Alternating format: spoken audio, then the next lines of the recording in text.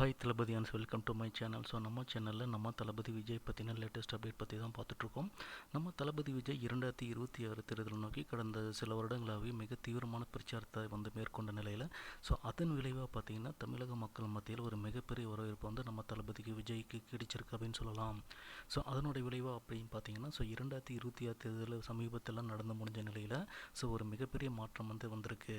So அதற்கு முக்கியமான காரணம் நம்ம தளபதி விஜய் அப்படின்னு தான் சொல்லப்படுது. ஏன் அப்படின்னா, அதாவது தமிழக வரலாற்றிலே பார்த்திங்கன்னா கடந்த 30 ஆண்டுகளாக தமிழக சட்டமன்ற தேர்தலில் 70லேருந்து 80% தான் வாக்குகள் பதிவாகிருக்கு அப்படிங்கிற நிலையில் முதன் முறையாக 82%, அதாவது கிட்டத்தட்ட 83% வாக்குகள் பதிவாகிருக்கு. மக்கள் ரொம்ப ஆர்வமாக வாக்களிச்சிருக்காங்க அப்படின்னு சொல்கிறாங்க.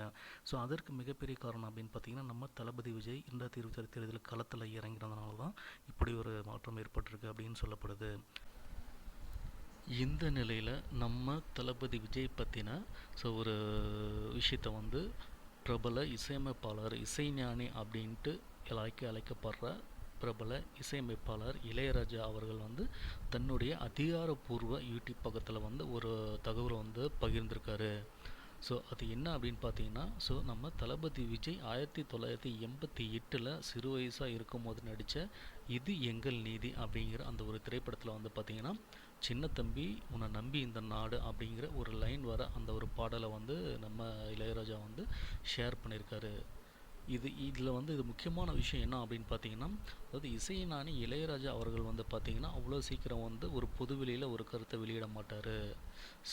அப்படியே வெளியிட்டாலும் அவருடைய கருத்துக்கள் சர்ச்சைக்கு தான் உள்ளான மாதிரி இப்போ இதுக்கு முன்னாடி அவர் வெளியிட்ட கருத்துக்கள் அமைஞ்சிருக்கும்.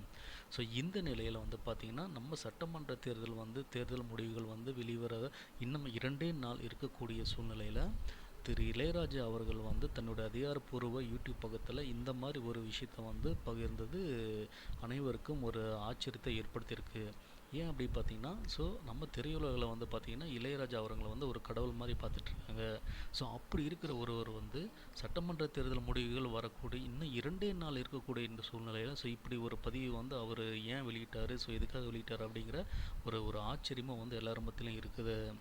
கண்டிப்பாக நம்ம தளபதி விஜய் மிகப்பெரிய ஒரு மாற்றத்தை தமிழக அரசியலில் மாற்றுவார் அப்படிங்கிற ஒரு நம்பிக்கை எல்லாத்துக்குமே இருக்குது அப்படின்னு சொல்லலாம். அதனுடைய அடிப்படையில் தான் திரு இளையராஜா அவர்களும் இப்படி ஒரு பதிவு பதிவு பண்ணியிருக்கார் அப்படின்னு சொல்லப்படுது. எப்படி இருந்தாலும் இன்னும் 2 நாட்கள் இருக்கக்கூடிய நிலையில் நம்ம வெயிட் பண்ணி பார்ப்போம். தேங்க்ஸ் ஃபார் வாட்சிங்.